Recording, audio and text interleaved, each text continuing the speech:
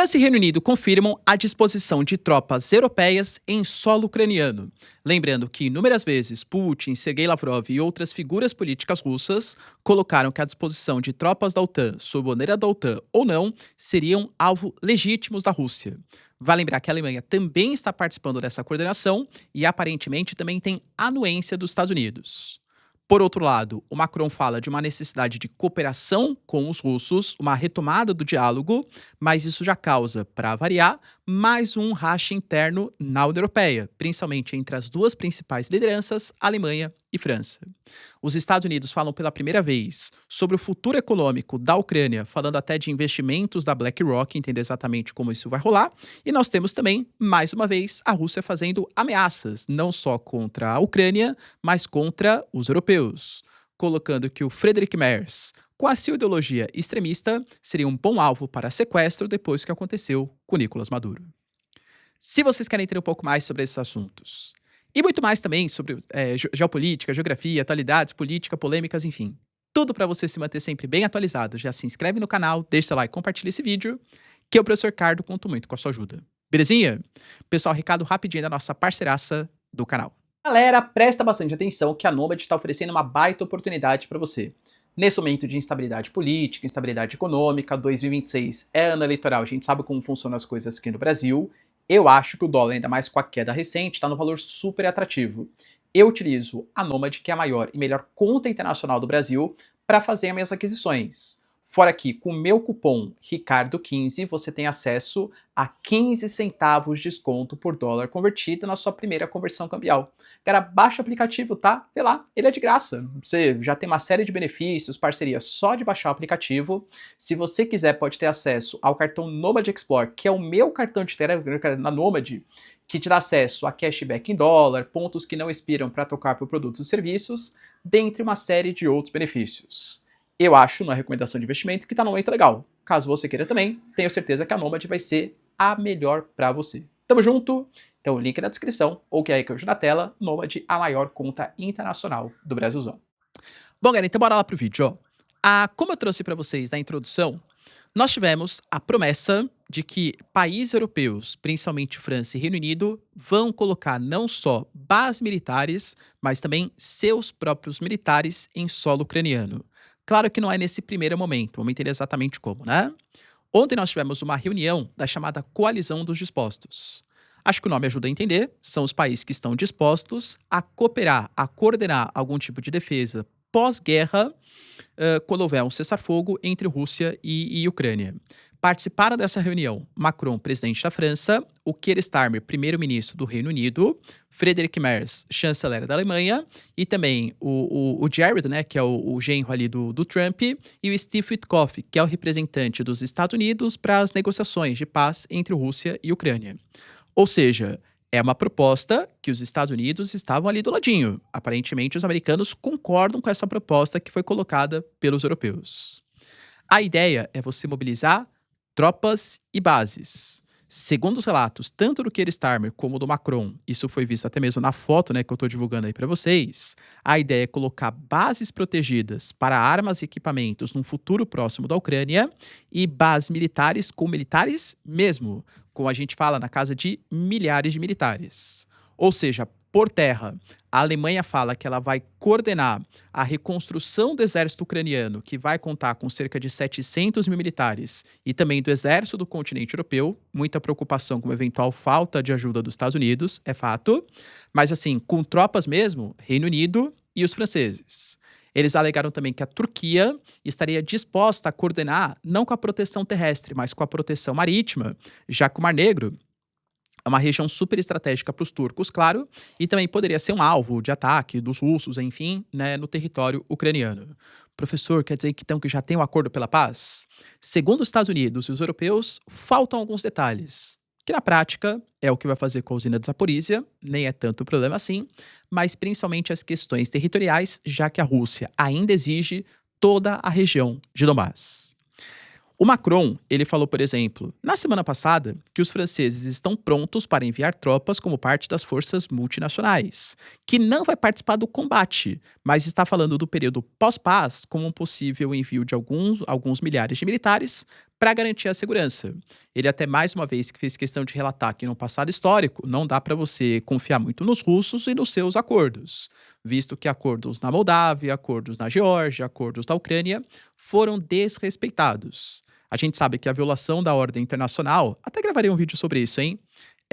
Não vem agora do governo Trump, mas vem dos Estados Unidos, da Rússia, há muito, e outros países também fazendo há bastante tempo, né? A Alemanha, ela também se pronunciou como essa liderança europeia, alegando que tem ciência que a União Europeia e a Ucrânia vão ter que fazer concessões pela paz. Não quis abrir exatamente quais são essas concessões, mas eu achei bem interessante que uma fala muito precisa dos alemães foram colocados. Nós temos que garantir que os jovens ucranianos fiquem na Ucrânia pelo bem da Ucrânia, para que eles não sintam vontade de ir para a Polônia, para a França, para a Alemanha. Nossa, como o Friedrich Merz está preocupado, né, com jovens ucranianos. Cara, ele não quer que tenha mais uma crise dos refugiados. A gente sabe que o Friedrich Merz vem perdendo bastante popularidade, e não só ele, mas em todo o continente europeu, para esses movimentos mais nacionalistas que defendem um controle maior das fronteiras. Uma crise dos refugiados da Ucrânia é muito maléfica para os anseios do Friedrich Merz, para não deixar a alternativa para a Alemanha surgir com opção mais viável, né? Outro ponto que gerou bastante interesse foi a declaração do Macron, que nisso mostra mais uma vez um racha da União Europeia. O Macron colocou que é necessário construir um canal, um processo de comunicação, já que no curto prazo o apoio à Ucrânia vai continuar, mas o contato tem que ser reorganizado com os russos e deve ocorrer sim nas próximas semanas. O objetivo é alcançar a paz sem a capitulação da Ucrânia, e a gente precisa da cooperação da Rússia para que isso aconteça. Nisso já abre uma crise com algumas lideranças europeias. Por quê? Porque o próprio Friedrich Merz, ele já falou que não negocia com os russos. Aí é uma posição bem distante também da alternativa para a Alemanha, né, que surge como hoje o partido mais popular da Alemanha, embora haja uma espécie de cordão sanitário, SPD e CDU não negociam com o partido, ou pelo menos não negociavam até ele aumentar a sua popularidade. Por quê? O Friedrich Merz, ele fala ali que a Alemanha vai se reconstruir, a Alemanha está até mais próxima de um eventual conflito, né, por conta da Polônia, dos países bálticos, tal, com a Rússia, fala que não tem que negociar, tem que reforçar a defesa e ser um elemento de dissuasão. E o Macron, que lembrando, foi o representante, cara, até hoje eu lembro da foto, hein, já gravava vídeo aqui pra vocês, que o Macron foi conversar com o Putin colocou o Macron numa ponta, uma mesa gigantesca, e o Putin da outra, né? Mas o Macron tentou ser essa liderança europeia para impedir que uma guerra acontecesse entre a União Europeia, a Ucrânia e os russos, né? A Angela Merkel, ex-chanceler da Alemanha, sempre foi essa ponte entre a União Europeia e Rússia. A queda dela, bem no momento de maiores tensões, é claro que comprometeu as relações diplomáticas. O Macron, naquele momento, tentou ser a liderança política, foi passando o tempo, ele teve um tom cada vez mais agressivo, não só pela questão ucraniana, mas também pelos golpes, pelas revoluções nacionalistas que aconteceram no Sahel, no Níger, Burkina Faso, Mali, que afastaram muito a influência francesa do continente africano, região super estratégica. Os franceses não têm mágoa dos russos somente pela Ucrânia, mas também pelo continente africano. E agora, até convenhamos, pré-momento eleitoral e querendo aumentar a popularidade e retomar o seu protagonismo como possível mediador, o Macron pede para que tenham negociações entre Rússia e Europa. E sendo sincero, com essa ruptura econômica, militar, os europeus vão ter que reconstruir pontes. Vão brigar com todo mundo? Já anunciaram sanções ali contra a China também contra a União Europeia. Não querem assinar, tão reticentes a um acordo com o Mercosul. Até deve assinar agora, a Itália apoiou, né? Arranjam briga com a Rússia, que fornecia o gás. Arranjam briga com os Estados Unidos. Vai ficar isolado? A União Europeia vai ter que retomar pontes. O Macron concorda com isso, algumas lideranças não. A União Europeia, lembrando, é muito dividida. Talvez a prova efetiva disso seja o uso dos ativos russos congelados. Nós tivemos uma coordenação e a ideia era fazer empréstimos com lastro nos ativos e bens russos. A Bélgica não concordou e uma série de outros países não. Na prática, a União Europeia teve que emprestar 90 bilhões de euros do próprio bolso em um momento de crise econômica, de crise de popularidade dos seus governantes e ainda com resistência de alguns países que falavam que não iam ajudar. Você tem, por exemplo, a Hungria, a Eslováquia, a República Tcheca, não concordaram com essa ajuda econômica. Entende? Então a União Europeia está no momento de racha. E mais uma vez, o que fazer com a Rússia vai ser uma indefinição dos líderes. E como eu falei para vocês, os Estados Unidos também participaram dessa reunião, tá? O Steve Witkoff, que é o representante, ele falou sobre o futuro da Ucrânia, falou que está muito empolgado com a possibilidade de paz e que ele sabe que é importante a Ucrânia também se reconstruir economicamente. Convenhamos, uma série de empresas, investimentos saíram da Ucrânia, a mão de obra mais qualificada foi embora do país como refugiado, a mão de obra jovem ou faleceu no conflito ou foi embora do país. Tem uma dificuldade no pós-guerra para você reconstruir economicamente, até de característica de força de trabalho, o país. O Steve Witkoff garantiu que a BlackRock, uma das maiores fundos de investimento, vai reconstruir também, ajudar a reconstruir o território ucraniano, movimentando a economia e criando empregos. Nada vem de graça. O que a Ucrânia vai ter que ceder para os americanos em troca desse apoio, hein?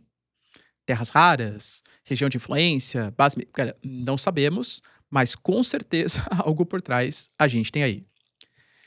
E tivemos também, a gente sabe, né, que o Medvedev é o porta-voz, o conselheiro de segurança da Rússia, e sempre que ele fala, lá vem bomba, colocando que tá empolgado, né, entre aspas, que eu falo para vocês.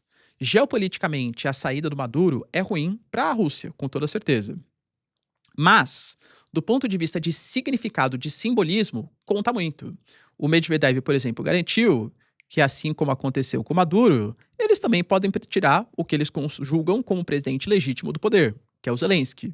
E ele aproveitou para dar mais uma provocada, alegando que a Alemanha também tem um chanceler, enfim, né, segundo os princípios do Medvedev, e que seria interessante para a Rússia fazer um sequestro contra essa liderança. A Alemanha garantiu que o Friedrich Merz tem as melhores seguranças do planeta e que, se ele quiser, ele pode tentar, mas que vai ser muito mal sucedido. Provocaçõezinhas geopolíticas.